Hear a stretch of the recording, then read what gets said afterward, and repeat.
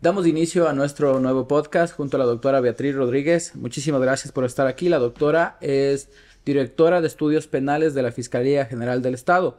Qué gusto poderle tener en este espacio, doctora. Hemos esperado mucho este momento para que pueda estar con nosotros. Valoramos muchísimo el que usted pueda movilizarse de la ciudad de Quito, donde radica. Muchísimas gracias. Estefi. Yo también, doctora, darle la bienvenida a nuestra ciudad, también valorarle por el tiempo que se da, su tiempo es muy valioso. Somos sus seguidores y sus lectores en la red social X y sea bienvenida.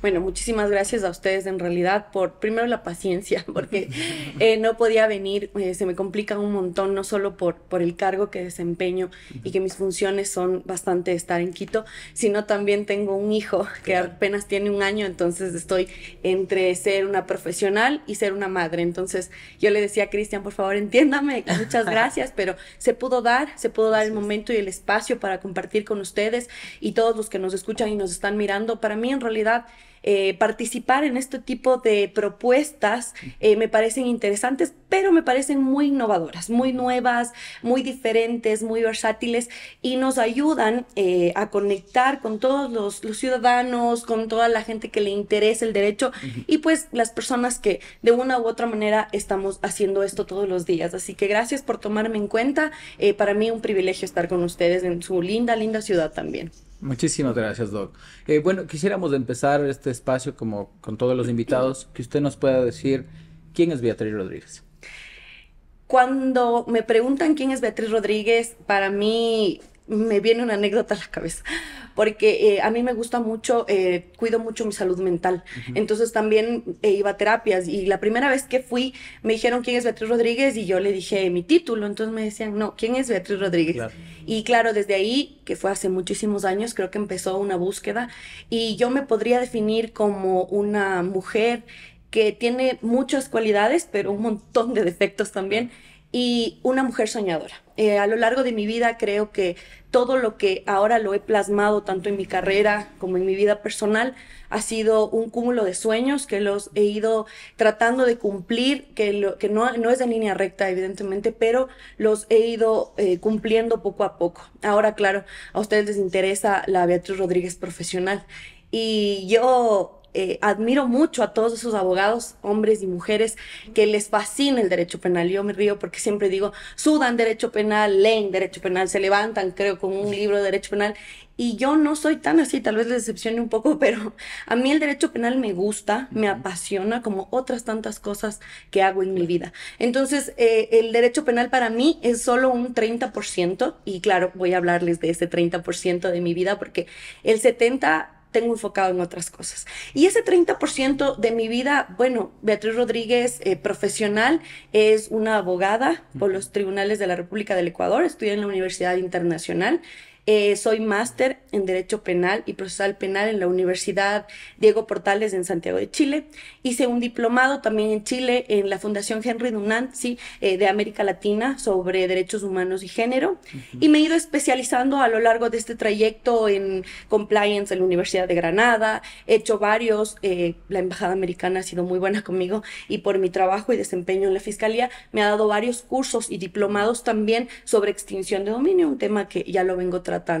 Entonces, esa sería la Beatriz Rodríguez profesional. También he dado cátedra en la UIDE, en mi alma mater, en la Universidad Central y también en el IAEN. Entonces, he estado muy vinculada a la academia y actualmente me desempeño como directora en la Fiscalía. Trabajo con la doctora Diana Salazar. Doctora, acaba de mencionar una larga trayectoria. Gracias. Pero queremos saber por qué se inclinó al lado del derecho. Yo, el derecho para mí, como les digo, nunca fue algo en realidad que lo había pensado desde muy chiquita, ni un sueño que yo lo tenía ahí pendiente. En realidad, yo quería ser piloto. Yeah. Quería ser piloto, pero no quería ser piloto, no quería ser el piloto comercial, sino el piloto de la FAI. Ya. No sé cómo, porque en realidad ni matemáticas ni física manejaba, ¿no? Era algo que no iba conmigo. Claro. Siempre me iba bien en las ciencias sociales y de hecho en el colegio me decían, Beatriz, tienes que ser abogada, algo que no me lo planteaba. Pero claro, yo porque quería ser piloto en la FAE, creo que yo quería romper un poquito el molde, ¿no? No era el hecho de ser piloto, sino el hecho de ser una mujer piloto que está en la Fuerza Aérea. Claro. Y claro, cuando se cerraron las puertas, porque evidentemente tenía un problema en la columna, no tenía buena visión, entonces no pude entrar, me dediqué a estudiar inglés como para ver qué hacía. Y cuando pensé en la carrera de Derecho, que mis profesores siempre me decían, sigue Derecho, pensé en Derecho Penal. En el Derecho Penal siempre, toda la vida fue algo que yo lo busqué. O sea, cuando dije voy a hacer Derecho, bueno, voy a hacer Derecho Penal. Y claro que uno cuando piensa en Derecho Penal piensa un poco en estos delitos de sangre, Claro. el tema del Derecho Penal nuclear. Creemos que es una suerte de CSI y decimos, Claro. ya, yo voy a hacer eso, entonces voy a ser diferente. Y ahí entró mi amor por el derecho, pero desde el día uno que entré a estudiar, creo que me apasionó mucho lo que hacía. Entonces, para mí nunca fue un tema difícil, Claro. sino que ya me comenzó a interesar todas las ramas. Derecho penal es raro, porque derecho penal en un inicio me encantaba, pero claro, como entro a la Universidad Internacional es muy buena para derecho privado, también ambiental y cosas así, y derecho penal en ese entonces, por favor, estoy hablando de en ese entonces, no habían excelentes profesores en derecho penal ahí, y realmente como que ya no pensé en derecho penal. Y bueno, poco a poco ya otra vez me fui encaminando al valioso derecho penal, sí. ¿Cómo fue su experiencia, por ejemplo, ya ejerciendo el derecho penal? Porque si bien es cierto, ya uno se gradúa, ¿cómo se va insertando, digamos, en el litigio de derecho penal? Bueno, yo creo que cuando yo ya me gradué, o sea, yo cuando entré a estudiar ya egresé en realidad, porque yo egreso y yo comienzo a primero querer aprender un poco de género, y esto me debo al derecho penal, porque comienzo con María Paula Romo, en ese entonces era la decana, y comienzo a ir de oyente a sus clases de género en la Andina. Entonces comienzo a ver este tipo de cosas, y al final, gracias a ella, le conozco a Ramiro García, quien es mi maestro, creo que todo el mundo lo sabe, le debo muchísimo a él. Le conozco y empiezo a trabajar con él, comienzo a vincularme en su estudio jurídico y también en su instituto de investigación YEPI. Entonces, él comienza a enseñarme esa cara difícil, a ese lado difícil del derecho penal, pero me comienza a gustar. Entonces yo un año entero cambio mi tesis de los derechos de la naturaleza y no sé qué estaba haciendo, que estaba yo admirando a Ramiro Ávila, cambio completamente porque Ramiro me dice, bueno, mira Bachita, porque me dice Bachita, tienes que, si vas a estar aquí, tienes que estar al 100%. Entonces no es una suerte de un rato, entonces cambio de tesis, hago el homicidio culposo por mala práctica profesional un año entero, pero en ese año entero comencé a ir a las audiencias con él, comencé a aprender derecho penal con él, comencé a revisar esto del COIP que ya habían escrito mis compañeros. Entonces Ramiro García, antes de graduarme, comienza a impulsarme en conjunto con los chicos que también estaban en ese entonces en el instituto, Ricardo, Eliana, que comienzan a impulsarme, y claro, ahí ya me gradúo yo en el 2015, y es bien chistoso porque yo me gradué y al mes estuve en Santiago de Chile haciendo mi maestría en Derecho Penal y Procesal Penal. O sea, no esperé un minuto, ya estaba ya. Yo creí que esa era una buena idea, pero en realidad me costó muchísimo. El nivel de Chile es bien alto, los chilenos saben mucho. Y claro, yo recién me graduaba, yo había tenido creo que un año de práctica, entonces había sido un poco difícil y empiezo a estudiar. Entonces yo no hice lo que muchos abogados hacen y que es importante también, ¿no? Yo solo tuve un año de práctica, pero de ahí yo me dediqué a estudiar. Mis estudios han sido muy formales y claro, por supuesto he tenido esta parte de la litigación aprendiendo para mí del mejor de Ramiro García, en donde he ido a las audiencias, he sido abogada de diferentes causas gracias a él, como la de Fernando Villavicencio o la de Juliana Campoverde, en donde tuvimos una victoria de 25 años para para esta persona. Entonces, sí me he vinculado al litigio de una manera, yo creo que no tan activa. Y creo que sí es importante también hacerlo, pero de uno u otro modo, mi lado siempre ha sido académico ahora. Ya. Entonces, yo he explotado mucho el lado académico y ahora lo estoy haciendo también en la fiscalía. Entonces, para mí ha sido muy importante mi trayectoria y ha tomado un rumbo, yo creo que no ha sido tan pensado, pero ha tomado el rumbo más académico y sobre los estudios formales. ¿Qué se siente ahora estar en fiscalía y ya no del lado del litigio? A ver, yo creo que cuando me propusieron ingresar a la Fiscalía General del Estado y un cargo tan importante, porque al inicio me ofrecieron, entré como directora de Escuela de Fiscales, entonces mi meta era, bueno, vamos a enseñarles muchas cosas a los fiscales que no saben, porque eso es lo que uno piensa cuando está del otro lado. Y cuando ingresas te das cuenta que hay excelentes elementos, que hay un cúmulo de profesionales muy buenos que en realidad están relegados y que también quieren estudiar y que también les gusta todo este tema y que quizás saben muchísimas cosas más que tú. Entonces, para mí fue muy importante porque esa área era para capacitar. Claro. Estuve así unos 6 meses y luego la doctora Diana Salazar, con el nuevo estatuto, me puso de directora de la Dirección de Estudios Penales. Es una dirección completamente nueva en donde prácticamente me dieron papeles y yo le alcé. Entonces yo soy la primera directora de esa dirección. Y esa dirección, en cambio, ya se enfocaba a artículos, libros, revistas, todo lo demás. Y claro, me gustó muchísimo más porque es estudios penales de la Fiscalía General del Estado, el órgano más fuerte en temas de investigación. Y me sentí bien porque creo y dije desde un inicio, este va a ser, yo decía, ¿no? Esto va a ser un inicio para yo ayudar a los fiscales, pero en realidad ha sido un inicio para mí. Un inicio para yo también entender muchísimas cosas que a veces no se ve del otro lado. Entonces ha sido muy importante para mi carrera.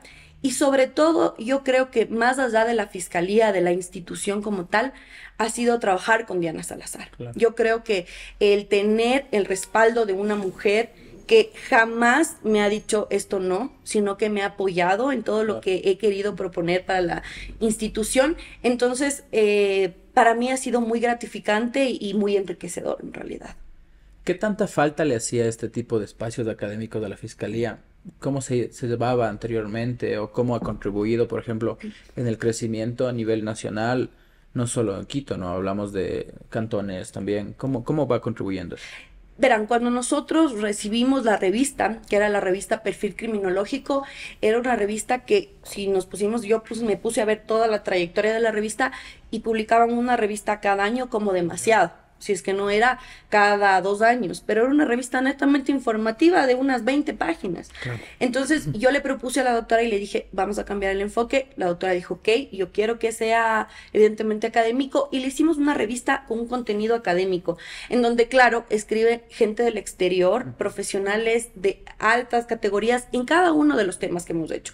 Estas personas escriben en el exterior y cómo hemos contribuido, cómo hemos podido llegar, porque ahora nosotros esta revista ya la utilizan los abogados. Claro. Esta revista los abogados la utilizan como consulta, la utilizan porque es gente muy importante. Si yo voy a hablar de género en una revista, entonces voy a buscar los mejores del género. Claro. Si voy a hablar de derecho penal económico, entonces busco los mejores de derecho penal económico. Hemos tenido gente de Francia, gente de Italia, gente de Alemania. Entonces hay una contribución fuerte.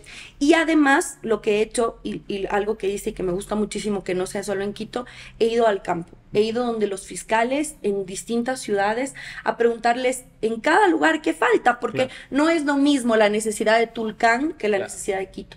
Entonces, por ejemplo, sacamos una revista de delitos fronterizos para Tulcán, en donde se informaba cómo tenía que ser la investigación, qué tenían que hacer, y también los fiscales han podido contribuir también escribiendo, y por eso les digo que encontré con muchas personas muy buenas que tenían un lado académico, que tienen mucha formación, que estaban ahí en el perchero, por decirlo. Entonces, sí, ahora tenemos una buena incidencia porque tenemos al año 2 revistas de perfil criminológico, 2 o 3 boletines al año y mínimo un libro que sacamos anual. Entonces ya la fiscalía dejó de ser una mera información, sino ya está en el lado académico y a la gente le gusta. Y, por ejemplo, ¿cómo se realizaría la selección para las personas que van a publicar? Hablamos en el caso de los abogados del libre ejercicio.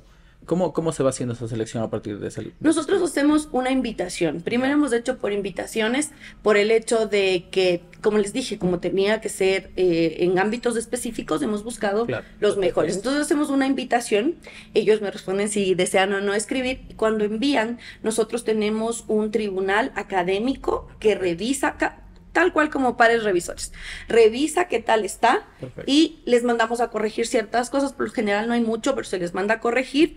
Después adaptamos al formato de la fiscalía y luego pasa a comunicación, otro equipo grandote que revisa y me dice que si está bien. Me vuelven a enviar, sube a mi coordinación, revisan, me dicen si está bien y de ahí sale. Entonces tiene muchos filtros y en realidad lo que se ha tratado es de que sean los mejores en cada materia, no Pepito, Juanito, que es lo que yo he tratado de quitarme, ¿no? Que sea el juez, que sea el... No, nada que me sirva a mí, todo que le sirva a los funcionarios y también a los abogados, porque sí les gusta. Tomamos en cuenta también que, bueno, si bien es cierto es una revista, entenderíamos que también es impresa, pues también hay la difusión de manera digital, ¿no? Hay la facilidad, creo yo, para poder llegar a más personas. ¿Qué importante es la difusión de estos medios tecnológicos en este momento? En realidad, Cristian, usted acaba de topar un tema súper importante, porque cuando yo cojo la dirección, comienzo a hacer los trámites, que son unos trámites larguísimos para poder publicar, porque son fondos del Estado. Entonces, la revista era... impresa. Entonces ya me dicen, perfecto, Beatriz, te vamos a dar el dinero para la impresión de tus no sé cuántas revistas. Y cuando pasa eso, ¡pum!, la pandemia. Y se suspende y dicen, no, todos los recursos van a pasar a los temas prioritarios. Yo me siento y digo, ¿y ahora? Se acabó mi dirección, se acabó mi trabajo, gracias. ¿No? Entonces yo me siento y le damos en ese entonces, el director se llamaba Luis, y le damos y le digo, Lucho, pensé en algo. Que me dice, ¿qué? Hagámoslo todo digital. Me dice, es buena idea. Y le digo, y tengamos un repositorio, ¿tú me puedes ayudar? Él me ha ayudado 100%. Perfecto. Entonces le digo, hagamos un repositorio y empecemos a publicar digital. Le digo a la doctora, excelente, claro, pues es lo que había que hacer.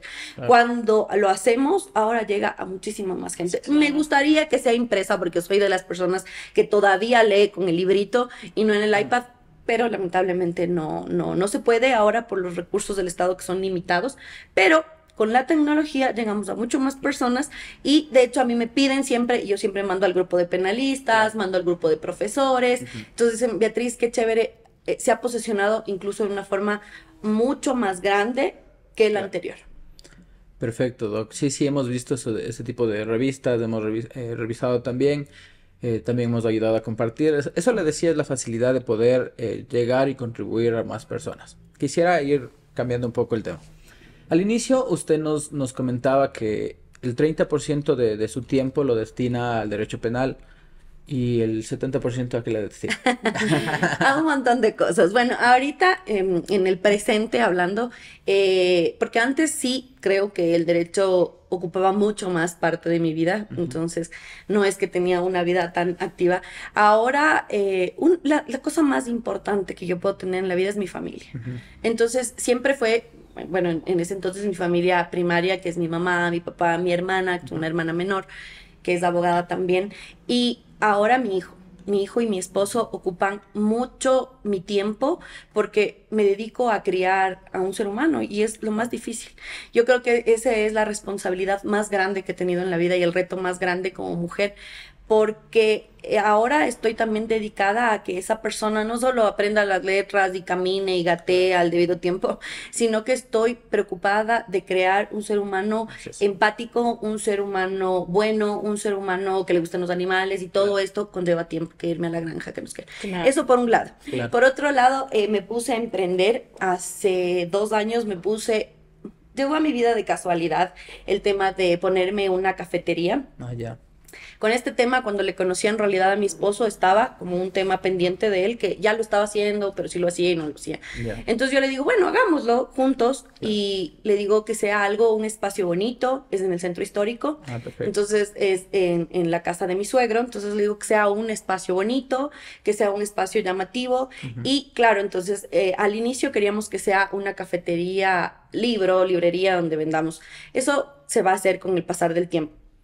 pero actualmente es una bonita cafetería en donde la gente va, lee, come cosas de Quito mismo, cosas típicas, le gusta, pero sobre todo nosotros vamos a estar enfocados, y eso es desde el siguiente año, a hacer eventos también culturales. Es decir, si se quiere presentar una obra de teatro pequeña, si queremos presentar un libro, entonces ese proyecto también me tomó un montón de tiempo y de todas mis energías, porque espero que conozcan, les invito a visitar, está en la Benalcázar y Olmedo, en el centro histórico, y es muy linda, es muy linda. Entonces, claro, ahorita está administrando mi mamá, pero el proyecto ese también fue tenaz. Y claro, también me dedico a estudiar. Claro. También me dedico a seguirme formando. Me han dado muchos cursos desde la embajada. También yo misma sigo otros cursos para poderme cultivar y poder en un futuro también salir al libre ejercicio, porque creo que ese es un tema pendiente mío y que siempre mis amigos abogados me dicen, la Bachita siempre dice que ya sale y no sale, no termino de irme de la fiscalía, pero en realidad es un tema pendiente mío que me gusta muchísimo y que lo voy a hacer. Entonces me sigo formando para luego salir también, ¿no? Doc, ¿nos podría comentar cómo fue sus inicios en el instituto con el doctor Ramiro? ¿Cómo usted ingresó al espacio investigativo que tenía el doctor? Coméntenos. Bueno, yo, como les dije, María Paula Romo me ayudó el tiempo que le conocí. Yo estaba ya por salir, ella empezó a ser decana, hizo grandes cambios en la universidad y claro, yo comencé a aprender género con ella de una manera informal porque me iba a las clases en la Andina. Entonces, me acuerdo que ya se iba a acabar, entonces ella me dijo, bueno, Bachita, ya se acaba la vida universitaria y ya tienes que ver qué vas a hacer. Entonces me dice, yo lo que te puedo ofrecer es que vayas a Pérez, Bustamante y Pons y no sé qué. Entonces yo le digo, no, doctora, a mí realmente eso no me gusta. Yo la vez que estuvimos escuchándole a Ramiro García, quiero trabajar con él. Yeah. Entonces la doctora dice, chévere, Ramiro, mi amigo, le manda un mensaje, pero el doc no contesta siempre los mensajes.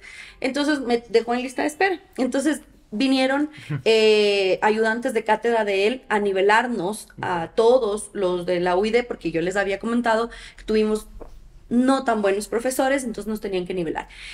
Manda a uno de sus pupilos en ese entonces, Juan Carlos Perea, él va y empieza a dar clases, entonces yo le abordo por ahí, le digo, sabes que ya María Paula ya habló con él, pero no contesta, entonces me dice, sí, él es así. Entonces él me lleva. No es que él me presenta, solo que me lleva y dice, mire, aquí María Paula le había escrito. Entonces fue María Paula quien me acercó, pero Juan Carlos como que hizo este pequeño acercamiento. Entonces ahí ingreso.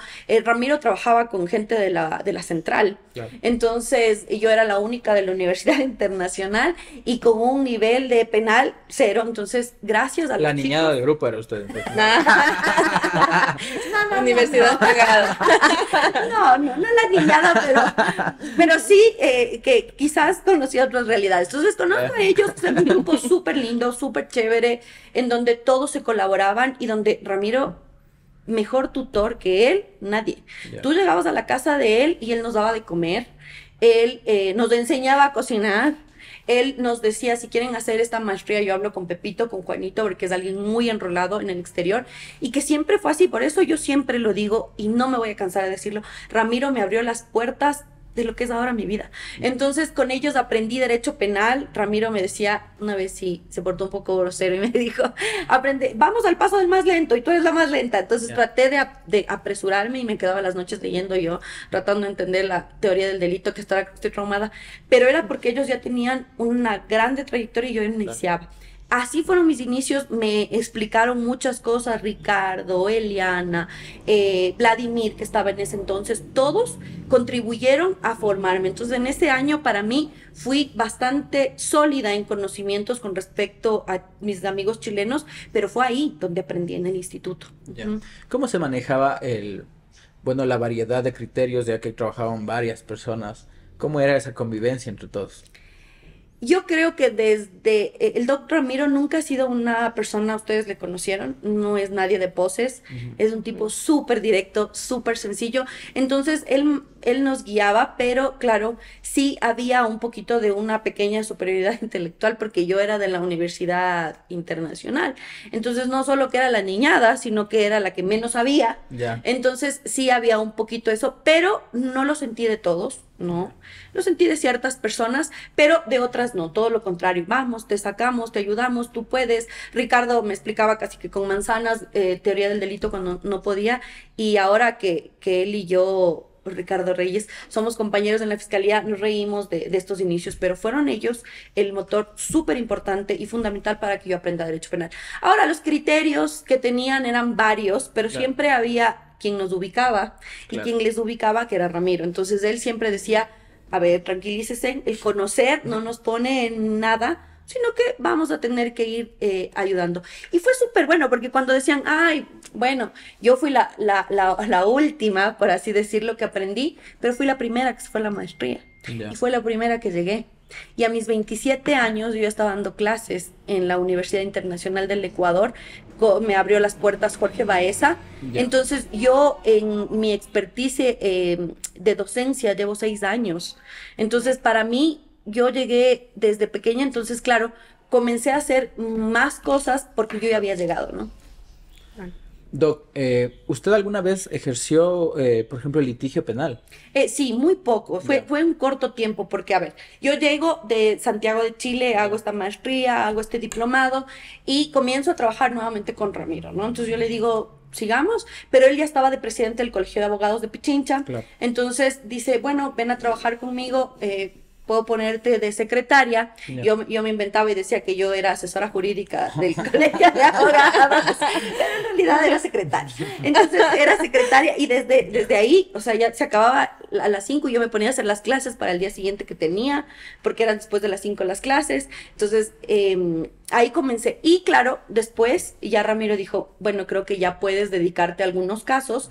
Y empecé a trabajar en el estudio de él, en García Falcón y Asociados, que incluso se puso otra oficina y todo lo demás, y ahí él me dio de lleno el caso de Juliana Campoverde y parcialmente varios casos, como el de Fernando Villavicencio y todo. Entonces sí lo hice, pero siempre, o sea, siempre un poco más como que acompañada de Ramiro, y creo que eso fue bueno porque aprendí muchísimo. Y claro, cuando ya estaba ya metida en vamos a las audiencias, vamos a estas diligencias, vamos a esto, me llaman de la fiscalía. Yo justo estaba en Riobamba cuando me llamaron de la fiscalía y me dijeron que la doctora me había tomado en cuenta. Entonces ya tomé el otro lado. Ajá. El haber estado con el doctor Ramiro García, que es muy conocido, también le conlleva a usted, doctora, que también sea conocida. Sobre todo en esta red social, como le decimos X, en la que hay muchos detractores. ¿Cómo lo ha manejado? Yo creo que, a ver, cuando uno... Hay un consejo que me gustó de Ramiro y que me dijo, bueno, si te metes a hablar, también tienes que aguantar palo. Claro. No vas a estar llorando a cada rato. Entonces, ha sido por ese lado. Y también he visto el ejemplo de mi jefa, que ustedes ven como Claro. es atacada varias veces y ella sigue. Entonces, yo creo que desde ahí, de estos dos lados, yo he sido consciente de que si hablo o tengo una postura política, sobre todo, me van a caer. Si tengo una postura jurídica, siempre va a haber alguien que va a decir que no es de eso porque es de otra manera. Entonces, yo he tratado de ser frontal. Tengo un defecto terrible. Uno es que soy un poquito mal hablada. Y dos, Somos. es que soy demasiado directa. No es esa directa que soy directa y te digo las cosas. No, no. Trato de tener tino, trato de que las cosas sean, pero me gusta ser frontal. Entonces, yo he tratado de, a los que tienen foto y los que no tienen foto, a los que son abogados o no son abogados, les conozco o no, ubicarles. Porque creo que es una red social en donde sí, uno va a decir lo que uno cree, uno va a poner para lo que sus lectores, para sus 2,000, sus 1,000, sus 3,000, mis 4,000 seguidores, pero uno pone lo que uno cree. Entonces, que en ese sentido alguien a uno le moleste porque no le gustó, entonces uno tiene que ubicarle y ser de la manera más frontal que se pueda y clara, porque si no, se quedan en estas, yo como dije en un tuit, en esta superioridad intelectual de yo soy mejor, ¿no? Porque en los abogados pasa muchísimo.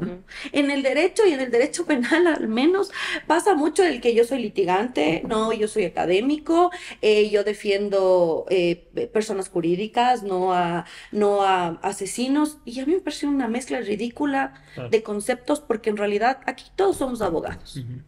Aquí todos somos litigantes y académicos, porque todos nos hemos formado. Claro. No puedes hacer absolutamente nada si no tienes una educación formal. Tienes que aprender de algún lado, un título tiene que caerte. Entonces, lo primero y lo más importante es formarte. Y luego viene la práctica, que se conjuga muy bien y vas avanzando. Entonces todos somos académicos litigantes. Que en un debido momento estemos en una posición y en otra, no tiene nada que ver. Esa distinción ridícula. Claro. Y tampoco en el que, no, yo soy abogado solo de acá y yo defiendo acá. No, yo tampoco comparto esto. Yo creo que uno tiene que saber algo súper importante, y es que todos somos abogados y defendemos a delincuentes. Sean de cuello blanco o no sean de cuello blanco. Es gente que pudo haber cometido el delito o no pudo haber cometido el delito. Es gente que puede estar vinculada en cosas terribles como violaciones, como homicidios, asesinatos, drogas incluso, pero eso no nos hace más malos o más buenos abogados. Somos abogados y todos tienen derecho a una defensa. Y ojo, que yo estoy diciendo estando del otro lado, ¿no? Claro. Entonces, incluso, yo me pondría a pensar, también si se cuestiona a todos los que defienden estos otros crímenes, también hay los otros que defienden a personas corruptas, pues que no se han robado un peso, un dólar, han robado altas cantidades. Entonces, creo que debemos dejar y quitar esta línea de aquí somos litigantes, académicos, acá somos abogados de no sé qué, de narcos, acá son abogados de personas... No. Todos somos abogados, cada uno elige a sus clientes, sí, evidentemente, pero todos estamos en el mismo barco. Punto, no hay más. Yo creo. Un excelente análisis, Doc, tomando en consideración que dentro de redes sociales se toman muchos temas en torno a eso, ¿no? A qué defiendes, a qué no defiendes, a qué proceso defiendes. Entonces, es bastante importante. Ahora, hay una situación. En tema de abogados, ahí el ego creo que es bastante alto. Pero hay posturas que ya van llevadas al ego. ¿A qué cree usted que venga esa postura de ego, de yo soy el mejor abogado, o yo soy esto? Yo creo que de carencias. O sea, yo creo que de carencias, porque yo cuando les dije en un inicio, les voy a hablar del 30% de mi vida, porque el 70% hago galletas y tengo hijos. Claro. Y lo demás, yo les digo, es en serio, porque a veces creo que se toman tan en serio la profesión, y creo que es lo único que tienen, que es como un cúmulo de carencias que quizás, no soy psicóloga, pero digo que quizás van arrastrando, y que eso les lleva a querer posesionarse como mejores o peores, porque uno acepta, hay distintas realidades, hay distintos momentos, hay personas que van y estudian 20,000 títulos de un día para el otro, hay otros que les ha costado años, como a mí, que yo no he estudiado 20 maestrías en un año, no, yo lo he hecho paulatinamente, poco a poco, de más joven, ahora que estoy un poco más adulta. Entonces yo creo que es eso, un cúmulo de carencias que terminan tapando a través de la abogacía, creyendo que tal vez eso les va a posesionar como mejores, pero en realidad yo digo, se nota claramente cuando alguien quiere decir yo soy el mejor. Y yo creo que uno es el peor para venderse y decir, claro, yo soy buena. Si alguien a mí me considera buena por A o B razón, porque les gusta lo que escribo, les gusta la foto, lo que sea, qué bueno que me consideren esas personas, pero no yo, pues, porque si no ya sería ridículo. Claro. El menos indicado de decir si uno es bueno o es malo es uno. Obviamente, mismo, claro. Se supone que sus clientes o la gente en general debería tratar de ese tema. ¿Por qué topo este tema? Porque yo sí puedo decir que me he sentado con los mejores abogados del país, y dentro de ellos usted, Doc, qué gusto poderle tener en este espacio. Y con todas las personas que hemos conversado, la humildad es una característica bastante importante dentro del podcast y extra podcast. Porque normalmente nosotros, por ejemplo, hablamos en nuestra ciudad, yo podría hablar, hay abogados que tienen sus posturas de yo soy el mejor penalista o yo soy el mejor abogado. ¿y qué has construido? ¿Qué has contribuido? ¿Qué has hecho por el derecho ecuatoriano, por ejemplo? Entonces va a ese tema, ¿no? Temas de egos, tal vez porque no salen de su burbuja, como comentaba, de creerse lo mejor solo por haber estudiado. Es irrelevante. Doc, ¿a dónde puede desencadenar el hecho de dedicar todo el tiempo solo al ejercicio de la profesión? Yo creo que en algún momento lo hice. En algún momento lo hice y estaba completamente dedicada a eso. Las mañanas me levantaba a dar entrevistas, 7 de la mañana salía, no desayunaba, entonces decía, o sea, yo creo que me creía súper chévere porque no desayuno, me pegaba un cigarro, un café y continuaba. Y de ahí iba y estaba dando clases y después iba y estaba en los casos y después en la noche volví a dar clases porque daba clases hasta las 10 de la noche en la Universidad Central y llegaba muerta. Entonces, puede llevar a un montón de problemas. Primero, la salud. Yo alguna vez fui a un hospital aire que estaba toda mala porque no había comido, me había hecho la que no, que café, mucho café, que tabaco, que no pasa nada. Y después también a no tener una vida plena, ¿no? Claro. Porque en realidad sí, o sea, yo como digo, ahora que veo desde esta perspectiva, digo, el amanecerte, el no comer, está bien por momentos, porque tienes que hacerlo. Hay momentos en los que no puedes, no tienes tiempo de nada y te toca preparar algo y tienes que hacerlo. Pero que eso sea un ritmo de vida, en realidad te va a traer un montón de consecuencias, no solo en la salud, sino salud mental, que es tan importante mantener, porque yo creo que tú puedes tener un montón de cosas positivas, puedes ser inteligente, puedes ser estudiado, puedes haber litigado, que si tú no tienes una madurez acerca de tu inteligencia emocional, en realidad estás fregado porque no vas a poder manejar cosas sencillas como el contrario, no vas a poder manejar cosas sencillas como que hay un montón de gente más aparte de ti. Claro. Entonces, todas esas cosas te van a llevar a un montón de problemas y después hasta aislarte, porque qué feo estar con una persona que solo hable derecho penal, qué feo conversar con una persona que crea que está por encima de todos nosotros y esta gente se va a quedar sola y excluida, ¿no? Sí, topamos de este tema justo como usted comentaba, ¿no? Uno también a veces dedica mucho tiempo a la profesión. Alguna vez yo tuve una experiencia parecida en Quito. Habíamos llegado a la Corte Nacional, no habíamos desayunado nada. Lo único que comimos fue las fritadas que hay abajo de la Corte, Que son ricas. que son súper buenas. Y bueno, y era la hora del almuerzo y seguíamos trabajando y yo me había comprado un energizante. Salimos de ahí a seguir trabajando y en otro semáforo me tomé otro energizante y fue una bomba de tiempo.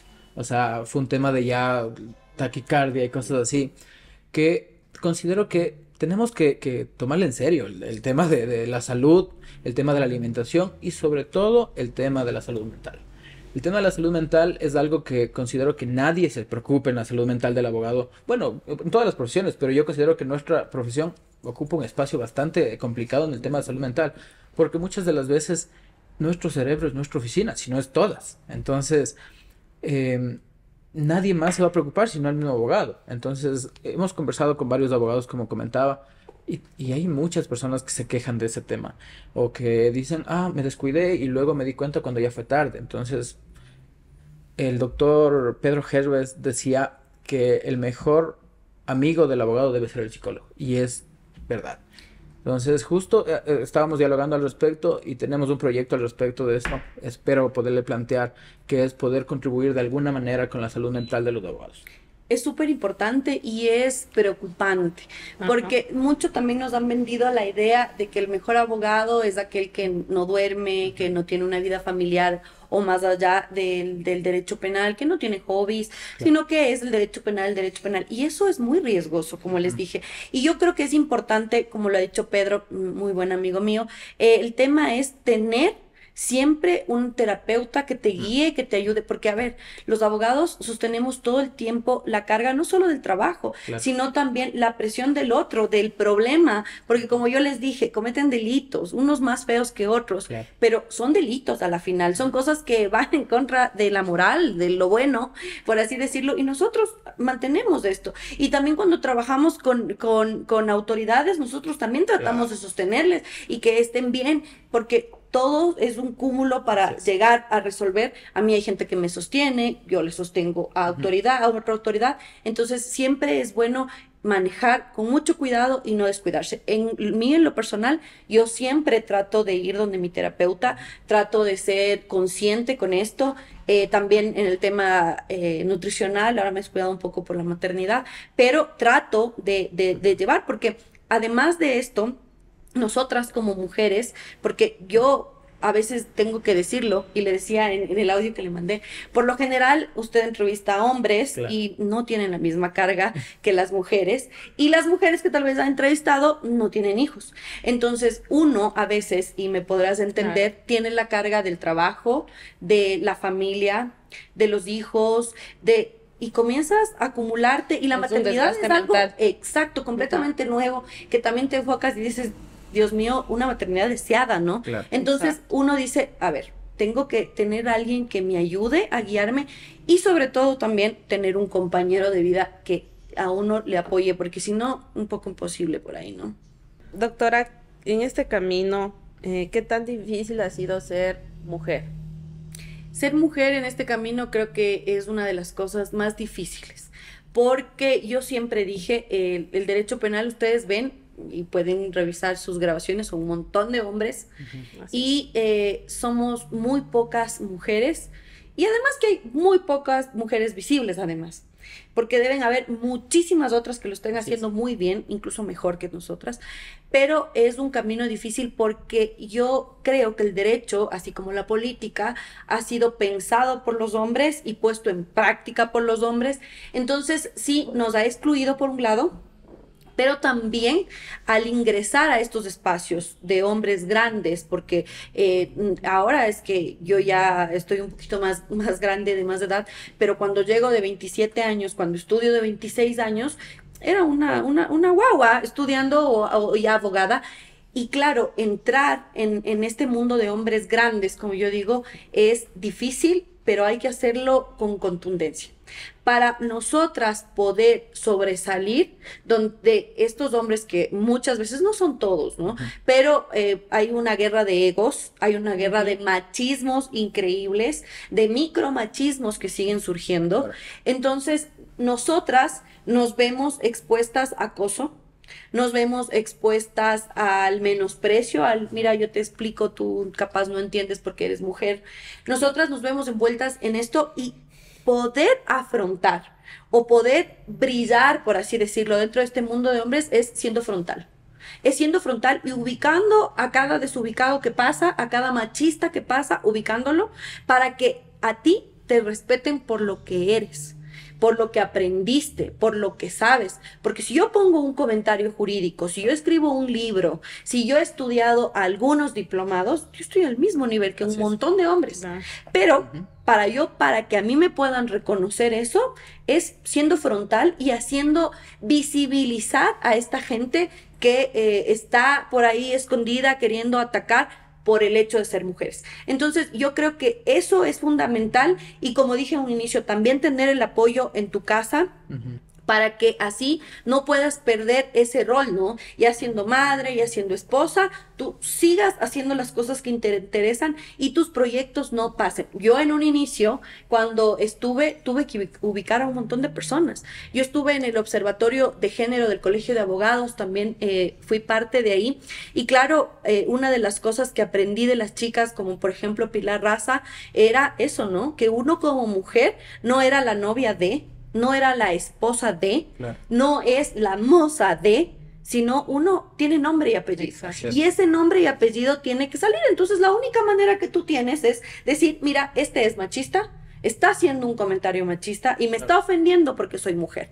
Y si quieres hacerlo, puedes estar o no de acuerdo conmigo, pero hazlo desde la igualdad, porque Claro. estamos iguales. Así es. Finalmente yo estudié y estamos ahí. Entonces, sí ha sido bien difícil, he tenido que pararme duro, y creo que a la mayoría de nosotras nos toca pararnos duro y pelear un puesto, ¿no? en este espacio. Perfecto, Doc. Yo sí quisiera aclarar en ese punto también. Efectivamente, dentro de nuestros invitados, la gran mayoría son hombres. Usted es la segunda mujer que está en el espacio. Hemos realizado varias invitaciones a mujeres también, como usted considera. personas que tienen ganado su nombre y están dentro de la palestra pública también, pero se les va complicando un poco también por temas académicos mismo. Por ejemplo, tenemos una invitada de una profesora que es de la UDLA, que estamos ya coordinando, y obviamente tiene que viajar, está viajando a Europa, viene para acá, y se nos complica. Entonces, bajo esa lógica, obviamente el espacio está abierto a hombres y mujeres, porque consideramos que tanto hombres como mujeres pueden ser los mejores en ese Pero aspecto. ustedes pueden revisar y hacer una lista y claro, si ven quién más se han destacado son los hombres, entonces no es culpa suya. En realidad es un tema de nosotros, de que, como digo, que hay muchas pocas mujeres que nos hemos visibilizado Claro. y que el campo ha sido exclusivamente para hombres. Entonces, si ustedes se ponen a hacer una lista, tampoco van a tener una lista muy larga, porque tal vez las mujeres a lo largo de la historia se han ido perdiendo porque tuvieron hijos, porque tal vez se casaron, porque se dedicaron a otras cosas y dejaron su vida profesional. Porque en Ecuador, lamentablemente, todavía no estamos educados para tener una igualdad real. Exacto. Ahora yo veo, por ejemplo, en las aulas un montón de chicas estudiando Claro. y diciendo quiero ser penalista y todo lo demás.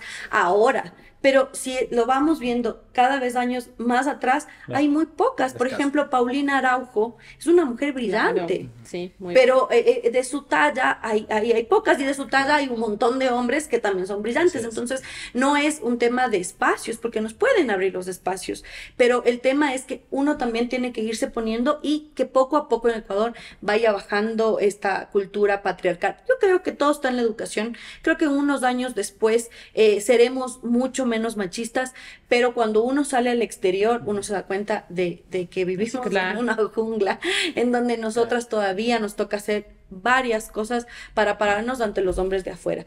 E incluso hay muchas mujeres que sufren violencia adentro. Entonces, imagínate todo ese espacio, todo lo que hemos acarreado, porque yo no estoy diciendo que somos víctimas, pero yo estoy contando una historia que es real y estoy hablando de cifras que vemos los femicidios. Exacto. Entonces, lamentablemente, todavía no estamos en una igualdad tan real y poco a poco eso va a ir cambiando. Ujú. Tal vez en ese aspecto también el machismo podría afectarle, por ejemplo, a la fiscal general por el hecho de ser mujer, que tal vez haya personas o abogados que traten de tachar su reputación, su preparación, solo por el hecho de ser mujer. Sí, yo creo que hay abogados, hay gente de la ciudadanía, creo que también hay periodistas que lo que han hecho es querer manchar una trayectoria de años en la función pública, como es de la doctora Diana Salazar, de la función pública, de estudios, solo por el hecho de ser mujer, de tener estas condiciones en las que te hacen que seas discriminada. Yo le admiro mucho porque ella primero es una mujer, Claro. segundo es una mujer joven, otro punto de discriminación, y tercero es una mujer joven negra.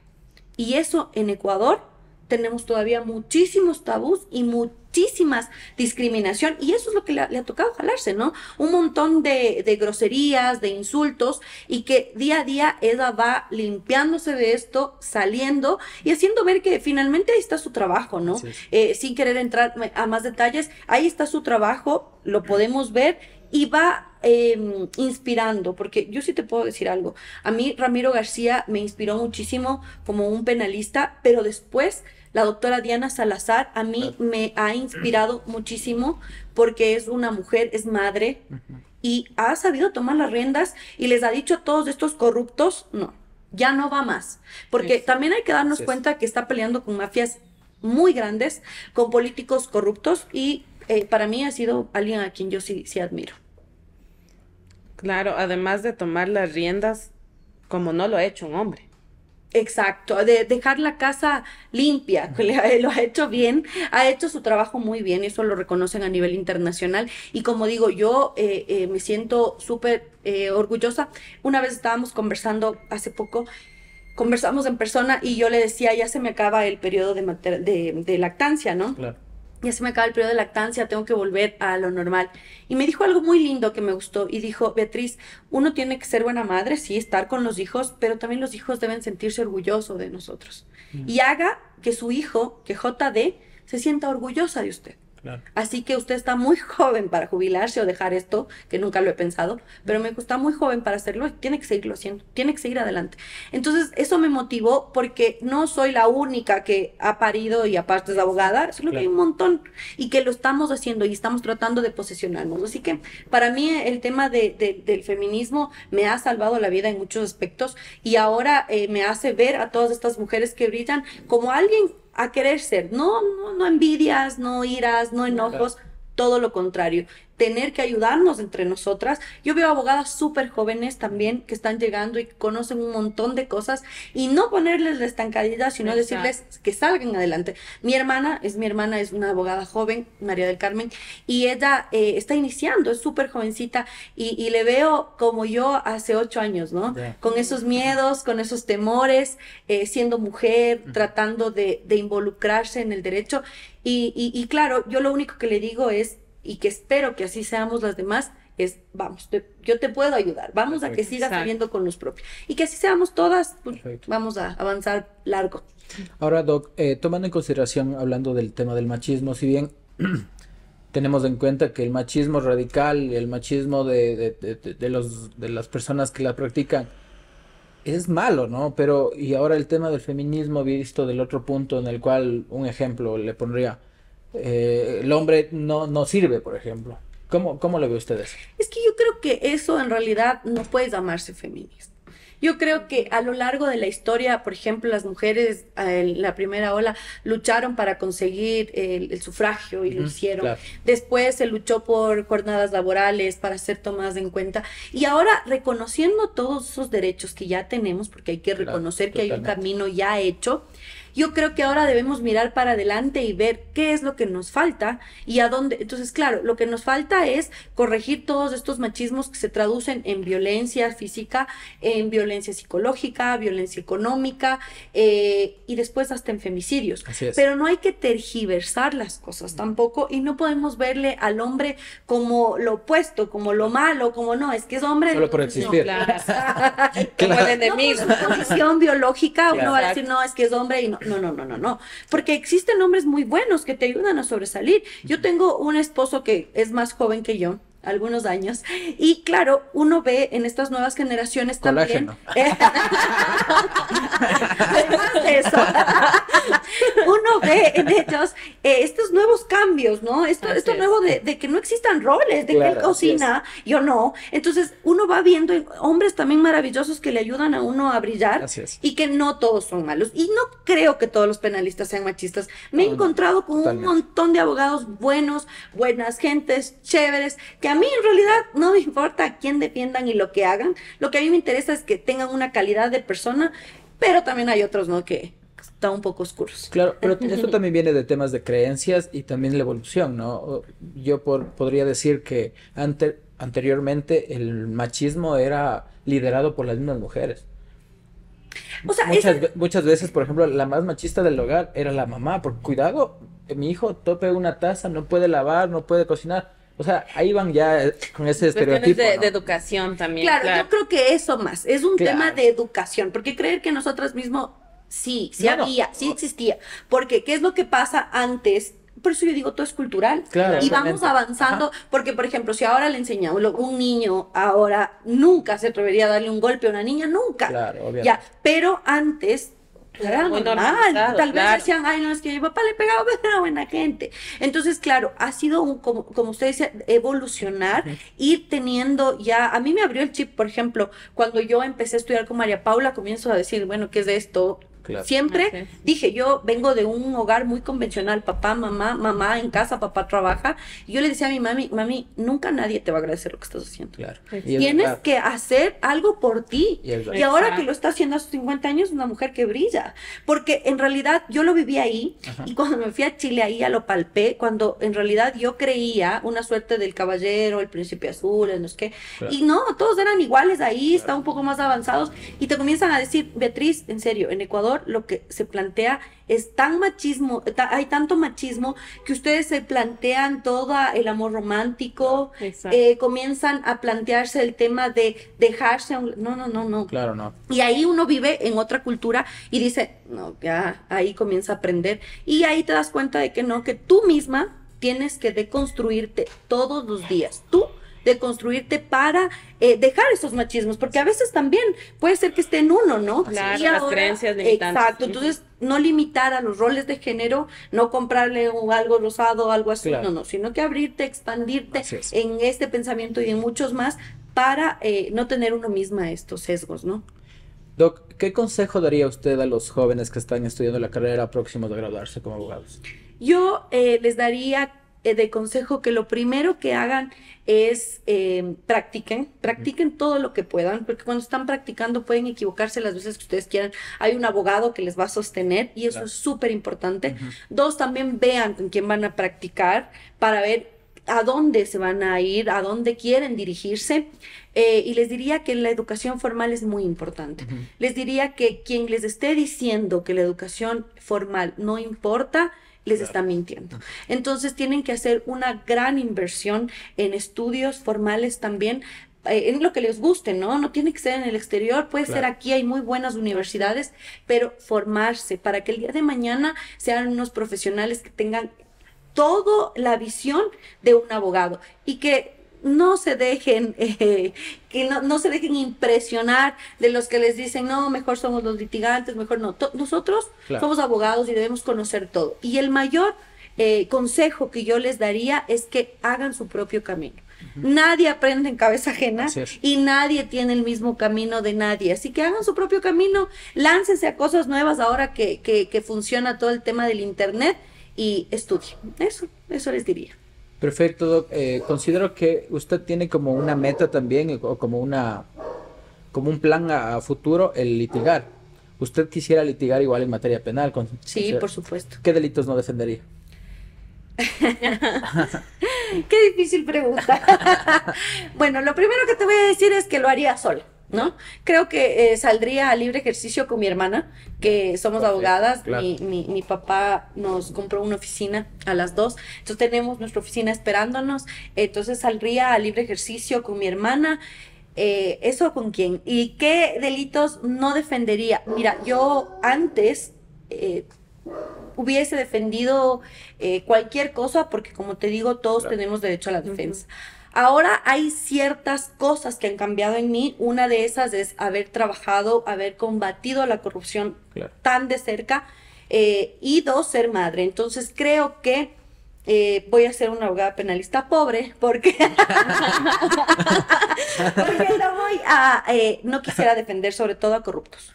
O sea, los delitos de cuello blanco. No. Sí, no defendería a corruptos. Me Ya. gustaría mejor hablar de una especie de protección de las empresas para que no cometan Perfecto. delitos, pero Como yo prevención. creo que, exacto, porque el peor delito, más allá de todo, son estos delitos económicos, estos de cuello blanco que los abogados después dicen, yo defiendo a tal, con apellidos rimbombantes, estos hacen un daño terrible, se roban cosas del Estado y que es menos educación, más pobreza. Entonces ahora con la lógica que he trabajado en el periodo de la doctora Diana Salazar en la Fiscalía, creo que sería muy poco tolerante a la corrupción. Y por mi hijo quizás, no quizás, y por mi hijo delitos sexuales a menores está negado. Doc, dentro de su caminar académico, jurídico, como docente y todo, ¿de qué usted se puede arrepentir no haber realizado? ¿De qué me arrepiento? Yo casi más me arrepiento, sí, de las cosas que no hice. ¿Qué puede ser? Yo creo que una de las cosas que me arrepiento de no haber hecho es de no haber ejercido un poco más en el libre ejercicio. Quizás me considero una buena oradora. Creo que es innato en mí ciertas cosas que hay en muchos abogados litigantes. Entonces, quizás me arrepiento de no haber estado un poco más de tiempo en el libre ejercicio porque considero que hubiese tenido causas bastante interesantes. Eso quizás, pero de ahí no me arrepiento de nada porque todo y cada uno de los pasos que he dado me llevan a donde estoy. Y no es que soy la mejor penalista de Ecuador, pero sí considero que mi trayectoria en el corto tiempo, porque son 6, 7 años, ha sido impecable, ha sido de estudios, ha sido de una lucha constante. Ahora trabajo, la doctora me dio, por ejemplo, el tema de armar la unidad de extinción de dominio. Armé la unidad de extinción de dominio, les capacité a los fiscales, y no solo eso, sino que les llamé a la policía, llamé al Consejo de la Judicatura, trabajé con los jueces, con la Procuraduría, para que salga. Entonces, así como la ley de extinción de dominio, desde el inicio me llamaban los asambleístas, ahora que se puso, creé la unidad. Entonces no me arrepiento de estar en la parte pública, porque he sido un pilar fundamental, y ahora trabajo con la embajada, trabajo con Colombia, en todo este tipo. Yo le admiraba muchísimo a Gilmar, que es un gran amigo de Colombia, porque escribe mucho sobre extinción de dominio. Ahora es mi amigo y nos pasamos papers. Ahora me agregó a todo a este granaje grande que hay internacional. Entonces todo esto, todo lo que he hecho me ha llevado a ser conocida no solo en Ecuador, sino que también me conocen en el exterior, y entidades importantes como la embajada, como otras universidades en Colombia. Perfecto, doctora. Muchísimas gracias. Vamos culminando ya el espacio. Le agradezco por, como les decía en un instante, en el inicio, ¿no? El haberse movilizado, el dar la importancia también a este espacio digital. Tratamos de estar con los mejores abogados, tratamos de escuchar a las mejores abogadas, en este caso, a los mejores penalistas. Vamos topando temas bastante sensibles, bastante personales, podríamos decir. Considero que van generando espacios también para que los futuros abogados vayan conociendo también a qué se están metiendo, qué es lo que están estudiando y qué es lo que puede pasar. Muchísimas gracias, Doc, nuevamente. Bueno, una vez que culminemos de este espacio, le voy a hacer una invitación para un espacio que tenemos pendiente, y esperemos que nos pueda decir que sí. Yo también, mi Doc, reiterarle pues los sentimientos de gratitud. Le admiro muchísimo, aprendo muchísimo de usted, y qué gusto haberle podido tener en este espacio. No, para mí en realidad, muchísimas gracias por el espacio. A mí me gusta hablar mucho y gracias por permitirme hablar sobre mi vida. Creo que ustedes me hicieron pensar en el trayecto recorrido y todas las metas que me faltan por cumplir. Así que gracias por este espacio, por hacerme repensar todo lo que he hecho y lo que voy a hacer. Y claro, voy a estar presta siempre para ustedes, para cualquier otra persona que quiera conversar. Ahí están mis redes sociales también, soy muy abierta en eso. Ahí están mis redes sociales, pueden contactarme, podemos conversar un poco, y sobre todo a las mujeres también, cuando necesitan un apoyo mucho más allá, también estoy ahí. Muchísimas gracias a todos por escucharnos, y espero que no les parezca tan aburrida mi historia. No, está perfecto. Súper bien. Gracias. Gracias a usted. Cristian Velastegui, Estudio de Abogados. Ergo Académico, acercando la cultura jurídica al país. Ergo Casos, lo que la justicia no vio. ¿Quieres ser parte de nuestros auspiciantes? Ergo Podcast, simplificar lo jurídico al entendimiento de las personas.